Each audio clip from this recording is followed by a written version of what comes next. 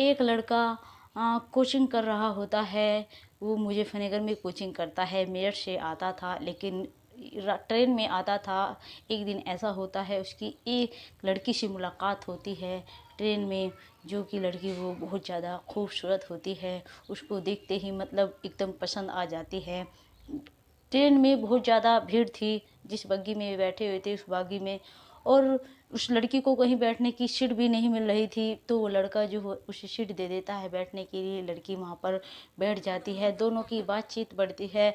जो लड़का है लड़की को फ़ोन नंबर दे देता है, और ऐसे कर कर कर दोनों को एक दूसरे से बहुत ज़्यादा प्यार हो जाता है। और फिर एक मंदिर में जाकर जो लड़का है वो लड़की है दोनों शादी कर लेते हैं। और फिर जो लड़का है अपने घर पर लेकर जाता है उस लड़की को। लेकिन जो बवाल हुआ वहाँ पर, फिर जो उस लड़की के साथ में उन लोगों ने किया, साथ में फिर उस लड़के ने भी किया जिससे उस लड़की ने शादी की थी। फिर जानते हैं दोस्तों। नमस्कार दोस्तों, मेरा नाम है मोनिका। मेरे इस नए एपिसोड में आप लोगों का स्वागत है। प्लीज़ वीडियो को लाइक और सब्सक्राइब जरूर कर दीजिएगा, ताकि मेरा हौसला बना रहे। दोस्तों, एक लड़का होता है, जो ये लड़का है उस लड़के का नाम रेवती होता है। जो ये लड़की है जिस लड़की से इसने शादी की है उस लड़की का नाम मीना कुमारी होता है।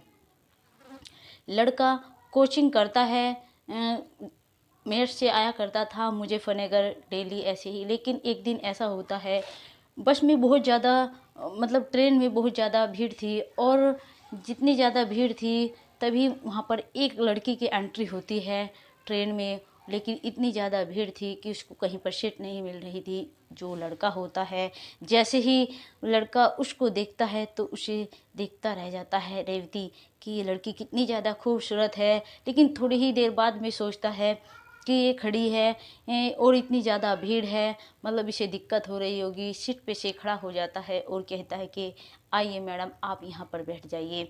वो लड़की वहाँ पर बैठ जाती है।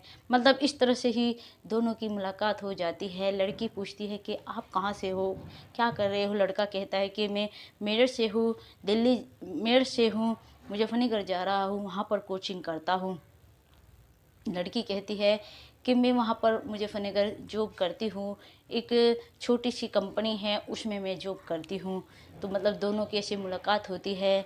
तो जो लड़का होता है कहता है कि चलो फिर तो अच्छी बात है, कभी ना कभी तो मिलना हो जाया करेगा। जो लड़का है अपना फ़ोन नंबर लड़की को दे देता है, और ऐसे धीरे धीरे कर कर मतलब दोनों बात करने लगते हैं।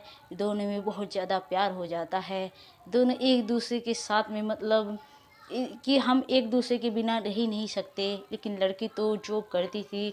जो लड़का था उस लड़के की उम्र, रेवती की उम्र थी 24 साल, लेकिन जो लड़की थी उसकी आयु थी सिर्फ 20 साल। लेकिन लड़का पढ़ा लिखा बहुत ज़्यादा था और मतलब काबिल था एक जॉब करने के लिए। इस जॉब की तैयारी कोचिंग कर रहा था गवर्नमेंट जॉब की। लेकिन क्या होता है दोस्तों, बीच में ही जो लड़की के माता पिता है वो अपनी लड़की के लिए रिश्ता देखना शुरू कर देते हैं। लेकिन जैसे ही रिश्ता देखते हैं और उस लड़की को पता चलता है कि मेरे लिए मेरे माता पिता ने लड़का देख लिया है, तो लड़की उस लड़के को बताती है रेवती को कि देखो, मेरे पापा ने मेरे लिए लड़का देख रहे हैं और मेरी शादी करने की भी सोच रहे हैं। तुमने इस बारे में क्या सोचा है। लड़का कहता है क्या हुआ, तुम इतनी क्यों घबरा रही हो, क्या बात है। लड़की कहती है देखो, मैं तुमसे बहुत ज़्यादा प्यार करती हूँ और आगे क्या करना है आप ही मुझे बताइए। जो लड़का कहता है तुम ज़्यादा घबराओ मत, तुम कल सुबह मुझे मिलना मुजफ्फरनगर में, मैं वहीं पर मिलूँगा। लड़की जो है अगले दिन सुबह एकदम जो महावीर चौक है वहाँ पर मिलते हैं दोनों, और एक मंदिर में जाकर दोनों शादी कर लेते हैं बड़े ही अच्छे तरीके से। दोनों जो है, लड़की जॉब करती थी, लड़का कोचिंग करता था। इस तरह से ही दोनों अपनी ज़िंदगी अच्छे से गुजारने लगते हैं, एक प्रेम पूर्वक अपनी ज़िंदगी गुजारते हैं। लेकिन क्या होता है, जो लड़का है उसकी जॉब लग जाती है गवर्नमेंट जॉब, एक सरकारी टीचर। लड़के की जो जॉब लगती है, लड़का वही बात तुरंत अपनी पत्नी को बताता है कि मेरी जॉब लग चुकी है, लवी को। और फिर जो लड़का है वो अपने माता पिता को भी बताता है रेवती कि पिताजी, मेरी जॉब लग चुकी है और मैं एक गवर्नमेंट टीचर बन चुका हूँ। जैसे इसके माता पिता यह बात सुनते हैं, वे भी बहुत ज़्यादा खुश हो जाते हैं कि हमारी बेटी की जॉब लग चुकी है, अब हम अपनी बेटी की बड़ी ही धूमधाम से शादी करेंगी, बहुत सारा दहेज मिलेगा, जो हम मांगेंगे वही हमें मिलेगा और एक अच्छी लड़की से अपने बेटे की शादी करेंगे। इस तरह से ही 2-3 दिन हुए थे। जो लड़के के पिता है रेवती के, वे फ़ोन करते हैं अपने बेटे के पास में कि बेटा, तुम्हारे लिए एक बहुत अच्छा रिश्ता आया है और हम लड़की देखने जा रहे हैं, बहुत ज़्यादा अमीर है। वे कह रहे हैं जो आपका लड़का मांगेगा, जो उनसे भी कार पर हाथ रखेगा, हम वही कार देने के लिए तैयार हैं। बहुत ज़्यादा मतलब बहुत अमीर लोग हैं। जैसे इस तरह से उन रेवती को बताते हैं, रेवती तो मतलब थोड़ी देर के लिए चुप हो जाता है, हाँ में हाँ मिला देता है और थोड़ी देर के बाद में फ़ोन काट देता है। सारी बात जाकर अपनी पत्नी को बताता है कि देखो ऐसे ऐसे पापा जी बोल रहे थे, अब क्या करना है। जो उसकी पत्नी होती है वो कहती है कि देखो इसमें करना क्या है, तुम सारी बात अपने पिताजी को बता दो, क्योंकि जो मेरे मम्मी पापा है उन्होंने तो हमें अपसेट कर लिया है। अब तुम्हारी मम्मी पापा की बारी है, तुम भी अपने मम्मी पापा को सारी बात बता दो। लेकिन जो लड़का था वो बहुत ज़्यादा डरता था अपने माता पिता से, खासकर अपने पापा से, क्योंकि इसके पापा एक सख्त आदमी थे, वे एकदम मतलब बहुत ज़्यादा, इसलिए उसको अपने पिता से डर लगता था। इसलिए उसने ऐसा करता है कि अपनी पत्नी को लेकर अपने घर पहुंच जाता है। जैसे ही घर पहुंचता है मतलब गांव वालों को पता चल जाता है कि उसका लड़का कह रहे थे जॉब कर रहा है वहाँ पर, लेकिन वो तो जॉब के तो करी, उसकी जॉब तो लगी है, लेकिन वो तो साथ में अपने साथ में एक लड़की भी लेकर आया है, शायद भगा कर ले आया है। देखो गांव वालों में तरह तरह की बात होती है, अगर इस तरह की कोई भी घटना घटती है तो जो उसके पिता होते हैं वो भी बहुत ज़्यादा गुस्सा होते हैं। मतलब एक लौता बेटा था, कर भी क्या सकते थे, शादी कर ली थी, इसलिए वे आगे कुछ नहीं बोलते, रहने लगते हैं। जो लड़का था अपनी पत्नी के साथ में बहुत ज़्यादा खुश होता है, मतलब अच्छे से रहने लगते हैं। लेकिन जो उसके पिता थे, उसके पिता को कहीं ना कहीं यह बात खल रही थी कि मतलब हमारे बेटे की शादी होती, अच्छा खासा दहेज मिलता। अपने बेटे के साथ सामने भी यही बात दोहराया करते थे। धीरे धीरे लड़के के दिमाग में भी बात आने लगती है कि शायद मेरी शादी होती, हमारा घर भर चुका होता, बहुत ज़्यादा दहेज मिलता, कार मिलती, मेरे पिताजी को भी सोने की गुंठी मिलती, मेरी माँ के कुंडल आते, चैन आती, मतलब बहुत सारा दहेज आता, और अब सिर्फ लड़की आई है।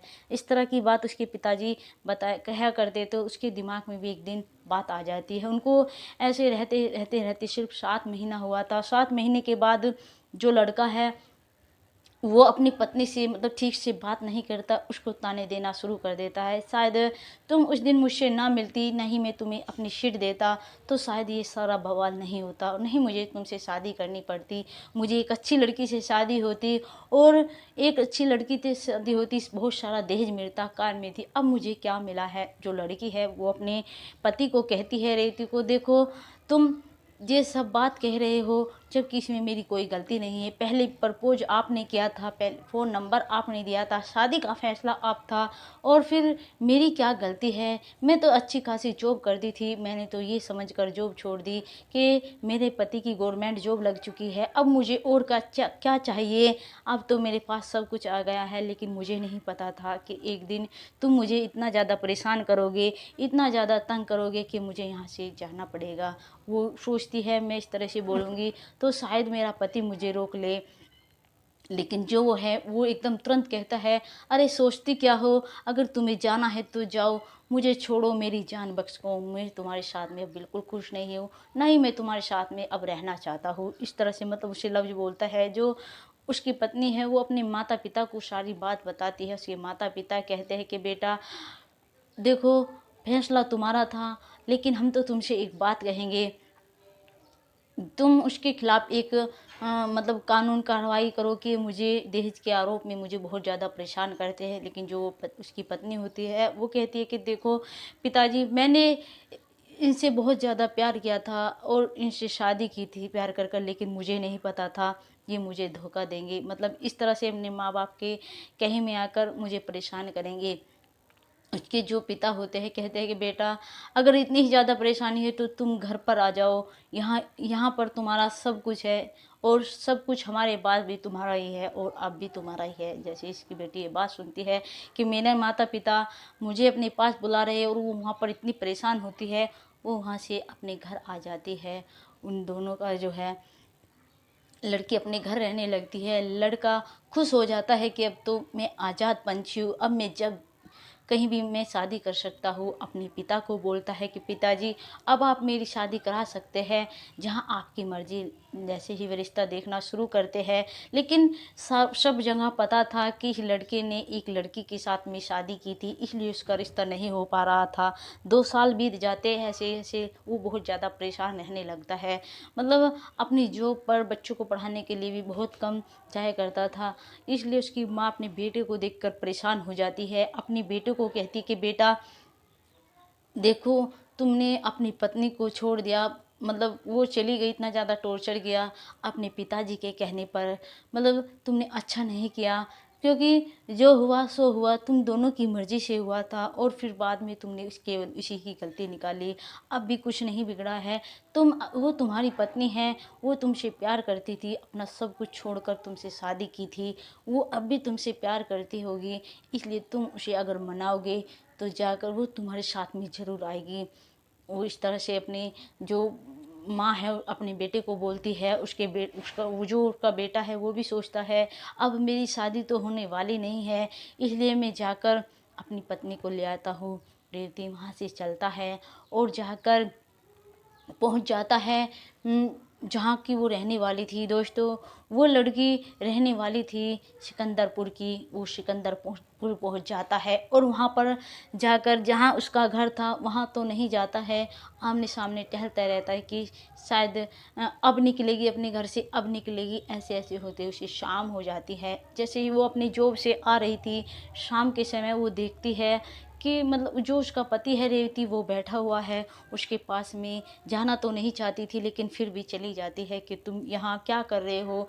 जिस तरह से उसे देखता है, वो अपनी पत्नी की गोली भरकर मतलब रोने लगता है। कहता है कि मैंने बहुत ज़्यादा तुम्हारे साथ में अन्याय किया था, मैं तुम्हारे बिना नहीं रह सकता। इस तरह से अपनी पत्नी को कहता है। लेकिन उसकी पत्नी कहती है कि प्लीज़ यहाँ पर चुप रहो और घर पर चलो, क्योंकि वो गांव था और गांव के लोगों को पता था ये इस लड़की का पति है और मतलब क्या बात हो रही है। क्योंकि उन्होंने तो सिर्फ ये बताया था जो मेरा पति है वो बाहर गया हुआ है, उनकी बाहर पर जॉब लगी है, इसलिए मैं यहाँ पर रह रही हूँ। उसने इस तरह से बहाना मारा था ताकि किसी को ये एहसास ना हो कि मैंने लव मैरिज की थी अपने माता पिता के खिलाफ और उस लड़के ने मुझे बाद में मतलब इस तरह से परेशान कर रहा है, किसी को पता ना चले।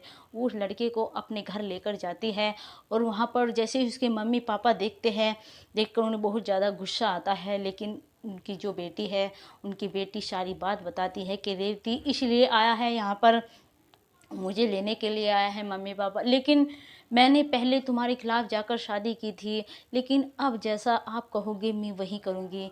उसके माता पिता जो है लड़के को मना करते हैं, लेकिन वो नहीं जाता वहाँ से, वहीं पर रहता। कहता है कि मैं अपनी पत्नी को लिए बगैर नहीं जाऊँगा, प्लीज़ मुझे माफ़ कर दीजिए, अब ऐसी गलती नहीं होगी। लेकिन जो लड़की के माता पिता है वो कहते हैं कि देखो, हाँ हम एक शर्त पर अपनी बेटी को तुम्हारे साथ में भेज सकते हैं, अगर तुम्हारे माता पिता खुद यहाँ पर हमारी बेटी को लेने के लिए आए तब, वरना उससे पहले हम अपनी बेटी को तुम्हारे साथ में नहीं भेज सकते।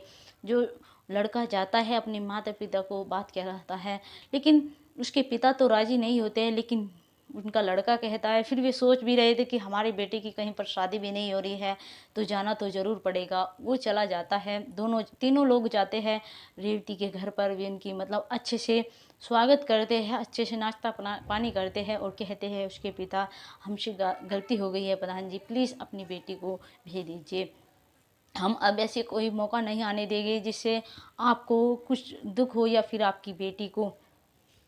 उसके पिता कहते हैं कि देखो ये सब ठीक है, लेकिन अब मैं अपनी बेटी को तभी भेजूँगा। प्लीज़ दोस्तों, ये सुनने से पहले वीडियो को लाइक और सब्सक्राइब ज़रूर कर दीजिएगा। छोटा सा कमेंट भी ज़रूर कर दीजिएगा कि हमारी ये वीडियो आपको कैसी लग रही है।